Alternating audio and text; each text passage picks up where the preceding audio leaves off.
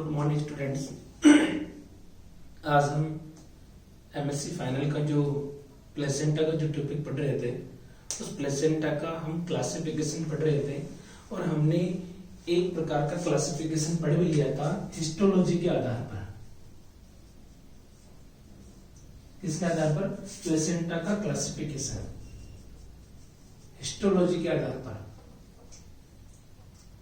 ठीक है, आज हम जो दूसरा क्लासिफिकेशन पढ़ेंगे on the basis of implantation. ठीक है, तो नेक्स्ट जो हम क्लासिफिकेशन पढ़ने जा रहे हैं वो है on the basis of implantation, यानी रोपण के आधार पर। On the basis of implantation, types of placenta, placenta के प्रकार। किसके आधार पर? इम्प्लांटेशन के आधार पर। इम्प्लांटेशन का मतलब हो गया जैसे ये यूट्रस है, इस यूट्रस के अंदर जो ये एम्ब्रियो है, ये एम्ब्रियो किस प्रकार से इसमें रोपित होगा, सतह पर होगा या गहराई में होगा, इस आधार पर हम क्लासिफिकेशन पढ़ेंगे इसका। यानी जो एम्ब्रियो का जो कोरियोनिक सैक होता है, कोरियोनिक सैक, उसका किस प्रकार से इम्प्लांटेशन होगा हम उसको पढ़ेंगे। ठीक है, तो सबसे पहले जो प्रकार है वो है सुपरफिशियल। कौन सा प्रकार है? पहला है सुपरफिशियल। इसे हम सतही प्रकार का रोपण बोलते हैं, सुपरफिशियल इम्प्लांटेशन। इंग्लिश में, हिंदी में इसको बोलते हैं सतही प्रकार का रोपण। ठीक है, और देखो इस प्रकार के रोपण के अंदर प्लेसेंटा में कोरियोनिक सैक का संपर्क यूट्रस की मुख्य केविटी से होता है, अर्थात एम्ब्रियो माता के यूट्रस की मुख्य गुहा में स्थित रहता है। ठीक है, उसकी भित्ति के अंदर धंसता नहीं है। जैसे हम इसको डायग्रामेटिकली रिप्रेजेंट करते हैं तो देखिए,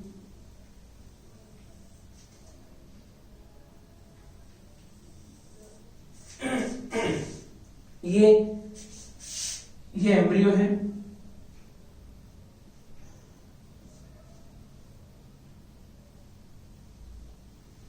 ये कोरियोनिक सैक है। ये क्या है? ये कोरियोनिक सैक है, ये मतलब इसे यॉर्क सैक बोलते हैं। क्या बोलते हैं इसको? Yolk sac.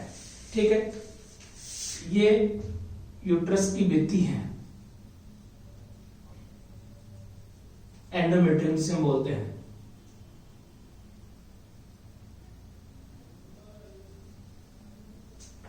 ठीक है,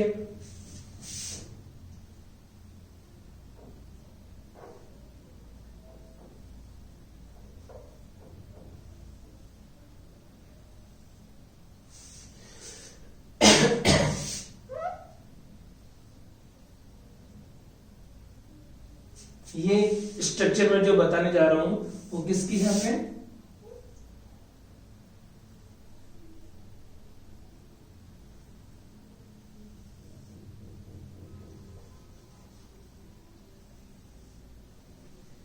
तो देखिए ये एम्ब्रियो, ये जो एम्ब्रियो है, इस यूट्रस की सिर्फ ये भित्ति है ना, इस भित्ति से संपर्क स्थापित कर रखा है ऊपर से, अंदर की तरफ नहीं धंसा हुआ। ये यॉर्क सैक है।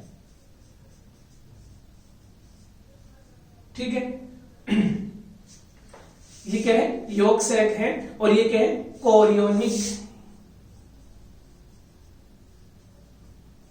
सैक या कोरियोन।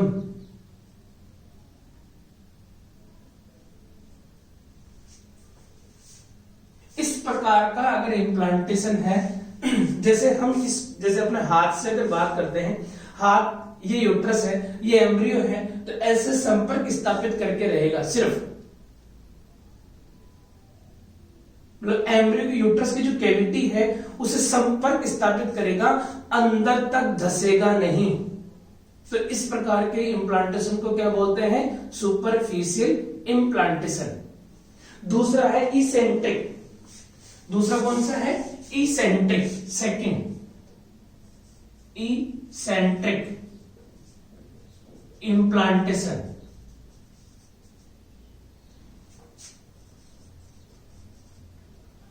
इसे बोलते हैं केंद्रीय रोपण। इसे हिंदी में क्या बोलते हैं? केंद्रीय रोपण। देखो इस प्रकार का इम्प्लांटेशन जो पहले बताया था मैंने, सुपरफिशियल इम्प्लांटेशन, ये किसमें पाया जाता है? इसका एग्जाम्पल है मांसाहारी प्राणी, ठीक है, इनके अंदर आता है। और बंदरों के अंदर भी इस प्रकार का इम्प्लांटेशन पाया जाता है, ठीक है। फिर आता है अपने इसेंट्रिक इम्प्लांटेशन। इस प्रकार की प्लेसेंटा के अंदर कोरियोनिक सैक, इसेंट्रिक की बात कर रहे हैं, इस प्रकार की प्लेसेंटा में कोरियोनिक सैक गर्भाशय की मुख्य गुहा में यानी जेबनुमा जो गुहा होती है उसके अंदर दशा होता है, ठीक है ना। किसमें दशा होता है? यानी यूट्रस के अंदर, गर्भाशय के अंदर जो जेबनुमा गुहा होती है उसके अंदर की तरफ दशा हुआ होता है, ठीक है। अब इसका डायग्राम कैसा बनेगा देखिए।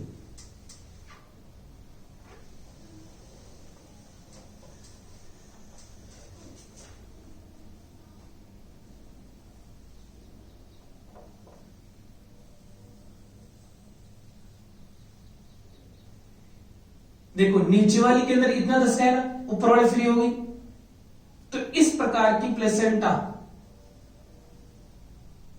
ऐसे, ठीक है ना। ये यॉर्क सैक है, ये क्या है? यॉर्क सैक है, ठीक है। और ये कोरियोनिक सैक है, ये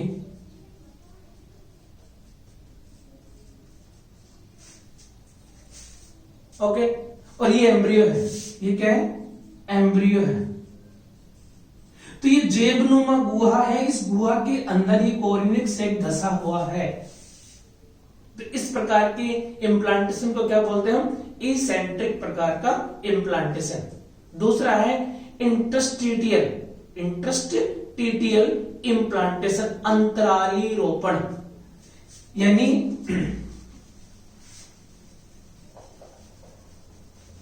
तीसरा जो प्रकार है, और ये जो हमने इसेंट्रिक बताया है, इसेंट्रिक प्रकार का इम्प्लांटेशन मुख्य रूप से अगर देखते हैं तो देखिए मुख्य रूप से चूहे में पाया जाता है। किसमें पाया जाता है? चूहे के अंदर, ठीक है।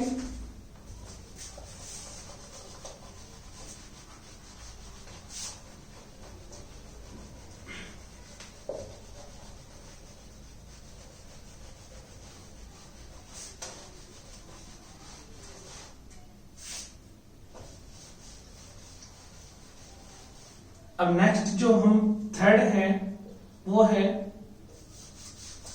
इंटरस्टिटियल इम्प्लांटेशन, अंतराली रोपण। अर्थात इस प्रकार की प्लेसेंटा जिसके अंदर, यानी इस प्रकार की प्लेसेंटा जिसमें कोरियोनिक सैक गर्भाशय भित्ति के अंदर धसकर गहरा संपर्क स्थापित करता है।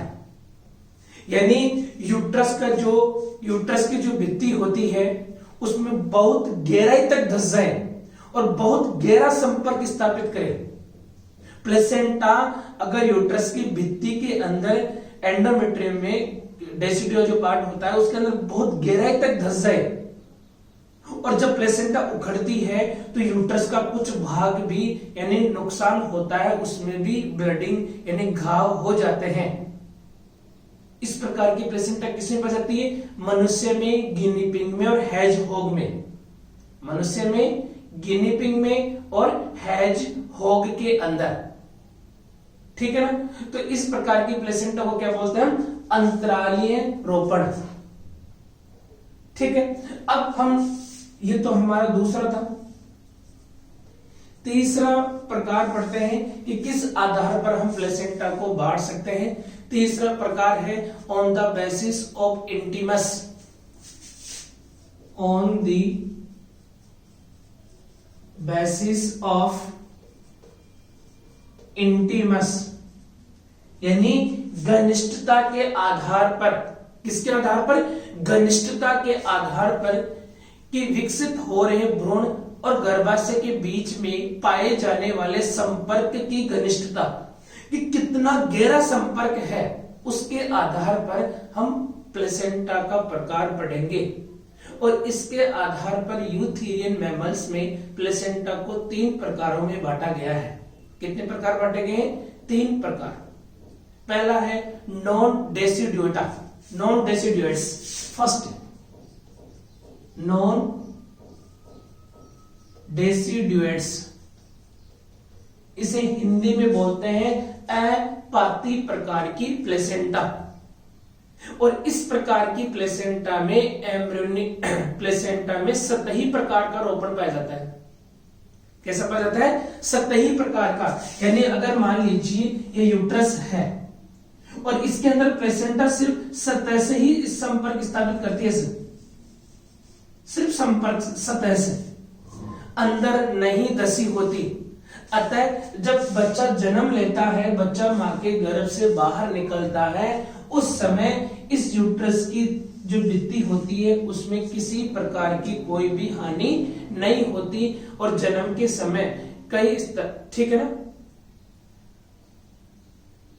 दूसरी चीज, यानी जब बच्चा जन्म लेता है उस समय किसी प्रकार की ब्लडिंग भी नहीं होती, ठीक है।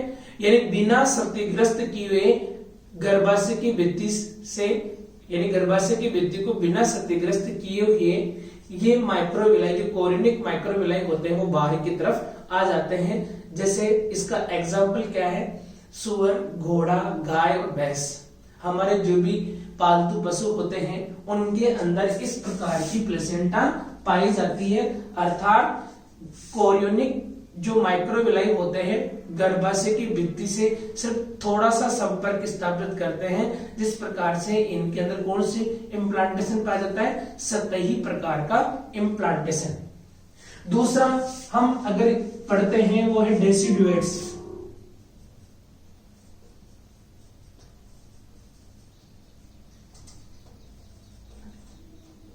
पाती प्रकार की प्लेसेंटा, यानी ऐसा इंटीमस, ऐसा संपर्क, ऐसी घनिष्ठता जिसके अंदर प्लेसेंटा और मात्रक, यानी इस प्रकार की प्लेसेंटा में मात्रक और भ्रूणीय ऊतकों के बीच, यानी मैटरनल और फिटल जो टिश्यू होते हैं उनके बीच में इतनी अधिक घनिष्ठता पाई जाती है, इतनी इंटीमस पाई जाती है, ठीक है ना। और इस प्रकार की जो प्लेसेंटा होती है उसमें एलेंटोकोरियोनिक माइक्रोविलाई, एलेंटोकोरियोनिक माइक्रोविलाई, यूट्रस की जो भित्ति आती है, यूट्रस की जो अंदर वाली लेयर होती है एंडोमेट्रियम, उसमें डीपली, उसमें क्या डीपली यानी कनेक्शन स्थापित कर लेते हैं। और जब बच्चे में यानी उसकी डिलीवरी होती है, जब बच्चा मां के गर्भ से बाहर निकलता है यूट्रस से, यानी डिलीवर्ड होता है, उस समय जब प्लेसेंटा, जैसे ये यूट्रस है, इसकी दीवार के अंदर ऐसे धसी हुई है, ऐसे ये प्लेसेंटा की दीवार है। अब जब प्लेसेंटा और बच्चा जब बाहर निकलते हैं तब ये इस भित्ति में से बाहर निकलते समय गर्भाशय की भित्ति को नुकसान पहुंचाती है, और नुकसान पहुंचाने से उस समय ब्लडिंग होती है। और ये किसमें पाई जाती है इस प्रकार की प्लेसेंटा? कुत्ता, बिल्ली और मनुष्य, cat, dog and human beings, यानी मनुष्य के अंदर इस प्रकार की प्लेसेंटा पाई जाती है। और बच्चा जब डिलीवर होता है तो काफी सारी ब्लडिंग भी होती है, यानी यूट्रस की आंतरिक जो लेयर होती है, इंटरनल डेसिड्यूट जो पार्ट है वो डैमेज हो जाता है बच्चे के डिलीवर के समय, ठीक है। और तीसरी प्रकार की जो प्लेसेंटा है वो है कॉन्ट्रा डेसिड्यूटा। तीसरा प्रकार कौन सा है? कॉन्ट्रा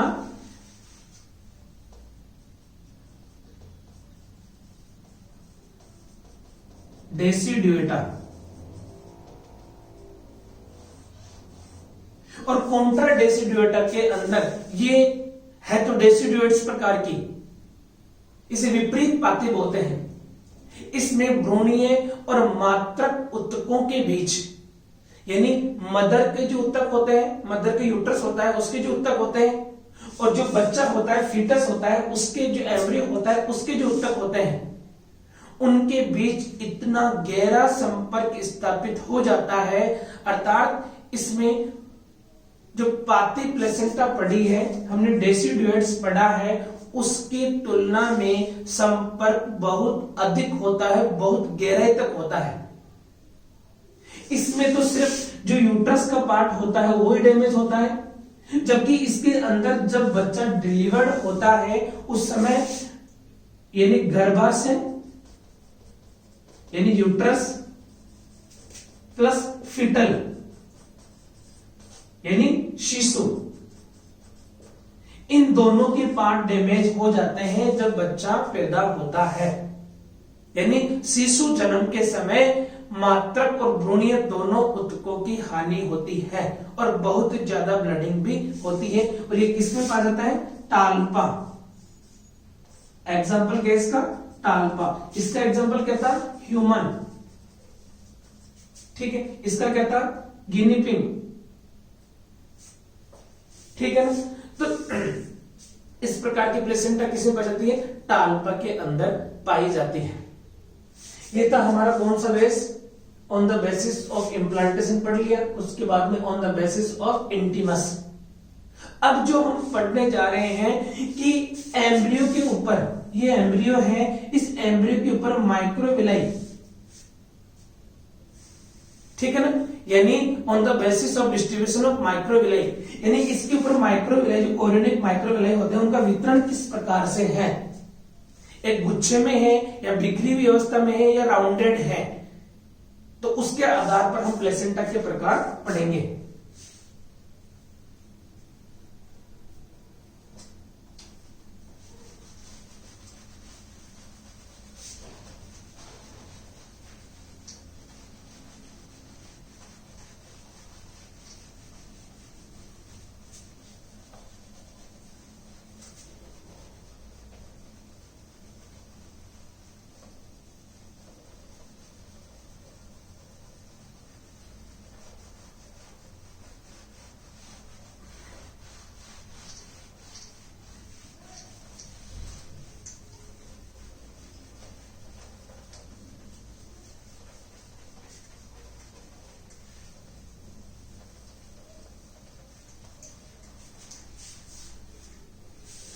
नेक्स्ट जो classification on the basis of the classification of microvilli, basis of the classification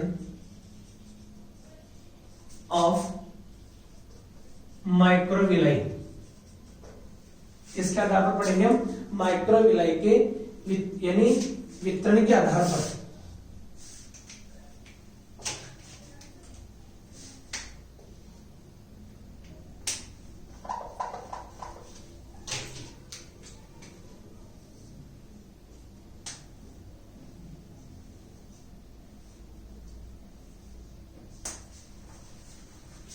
देखिए, माइक्रोविलाई के वितरण के आधार पर हम प्लेसेंटा के जो प्रकार पढ़ेंगे, यानी अलग अलग प्राणियों में एम्ब्रियोनिक माइक्रोविलाई का वितरण भी भिन्न भिन्न प्रकार का होता है, यानी डिफरेंट डिफरेंट टाइप का होता है। इसके आधार पर हम कितने प्रकार पढ़ेंगे? 4 टाइप्स के प्लेसेंटा पढ़ेंगे। पहला है डिफ्यूज्ड, फर्स्ट डिफ्यूज्ड टाइप, ठीक है ना, इसको विस्तृत प्रकार बोलते हैं। यानी जैसे ये एम्ब्रियो है, इसके ऊपर माइक्रोविलाई अगर समान रूप से वितरित है पूरे इस पे, अर्थात ऐसे प्लेसेंटा जिसमें संपूर्ण एलेंटोकोरियन में, संपूर्ण ये एलेंटोकोरियन है, ये क्या है? एलेंटोकोरियन। संपूर्ण एलेंटोकोरियन में माइक्रोविलाई समान रूप से वितरित है, तो इस प्रकार की प्लेसेंटा को क्या बोलते हैं हम? Diffused type. और ये किसमें पाई जाती है? सुअर, घोड़ा सुअर और घोड़े के अंदर इस प्रकार की पाई जाती है। सेकंड वो है कोटिलिडनरी, कोटिलिडनरी टाइप। और इस प्रकार की जो प्लेसेंटा होती है इसमें माइक्रोविलाई एलेंटोकोरियन की सतह पर छोटे छोटे समूहों में पाए जाते हैं। किसमें पाए जाते हैं? छोटे छोटे समूहों के अंदर, यानी छोटे छोटे ग्रुप के अंदर। बीजपत्री प्रकार बोलते हैं इसको, क्या बोलते हैं? बीजपत्री। जैसे यही एलेंटोकोरियन है और इसमें छोटे छोटे समूह ऐसे, एक समूह ये, एक समूह ये, और एक समूह ये, और एक समूह ये, ऐसे छोटे छोटे ग्रुप के अंदर पाई जाती है माइक्रोविलाई इस एलेंटोकोरियन के ऊपर। और ये किसमें पाई जाती है? चारा खाने वाले जितने भी, जैसे भेड़ और हिरण, इनके अंदर इस प्रकार की प्लेसेंटा पाई जाती है। ठीक है। फिर तीसरा प्रकार है जोनेरी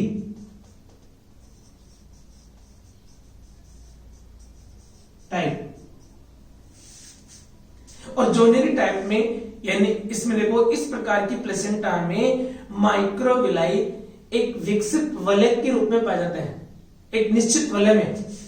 जैसे ये एम्ब्रियो है और इसमें माइक्रोविलाई ऐसे राउंड में, ऐसे इसमें एक वलय के रूप में। जैसे इस पेन को हम यानी एम्ब्रियो मानते हैं, इसकी एलेंटोकोरियन है तो उसके ऊपर एक रिंग के रूप में पाए जाते हैं। किस रूप में पाए जाते हैं? वलय के अंदर, एक निश्चित वलय के अंदर। तो इस प्रकार की को क्या बोलते हैं हम? जोनेरी टाइप। क्या बोलते हैं इसको हम? जोनेरी टाइप। और जो चौथा प्रकार है डिस्कोइडियल। चौथा प्रकार कौन सा है? डिस्कोइडियल टाइप। यानी इस प्रकार की प्लेसेंटा में इस एम्ब्रियो के अंदर जो माइक्रोविलाई होते हैं एक सिर्फ डिस्क के रूप में पाए जाते हैं, सिर्फ डिस्क के रूप में, सिर्फ यहीं पर वितरित होंगे ये। अतः इस प्रकार की प्लेसेंटा को हम क्या बोलते हैं? डिस्कोइडियल। एक डिस्क के रूप में ही माइक्रोविलाई का पाया जाना, इसे हम क्या बोलते हैं? डिस्कोइडियल। और ये किसमें पाई जाती है? मानव यानी ह्यूमन में, चूहे में, ठीक है, और चमगादड़ के अंदर, बैट्स में पाई जाती है। अगर एक डिस्क है तो मोनोडिस्कोइडियल, और अगर एक डिस्क है तो इसे हम मोनोडिस्कोइडियल बोलते हैं। और मोनोडिस्कोइडियल किसमें पाई जाती है? मानव में और बैट्स के अंदर पाई जाती है, चमगादड़ के अंदर। और अगर दो है तो इसे क्या बोलते हैं? बाई डिस्कोइडियल। और ये किसमें पाई जाती है? बंदर में, मंकी के अंदर ये पाई जाती है। मोनोडिस्कोइडियल, एक डिस्क है, किसमें पाई जाती है? मनुष्य में। दो डिस्क हैं, दो डिस्क के रूप में अगर वितरित है माइक्रोविलाई तो उसे हम क्या बोलते हैं? बाइडिस्कोइडियल। किसमें पाई जाती है? मंकी के अंदर। इस प्रकार से हमने यानी माइक्रोविलाई के एलेंटोकोरियन के ऊपर क्लासिफिकेशन में हमने कितने पढ़ लिए हैं? 4 पढ़े हैं। पहले का जो डायग्राम था ये अपने पास में ये है, यानी इसमें माइक्रोविलाई समान रूप से वितरित है। ये फर्स्ट का है डिफ्यूज्ड, ये सेकंड का है कोटिलिडनरी यानी बीजपत्री प्रकार के।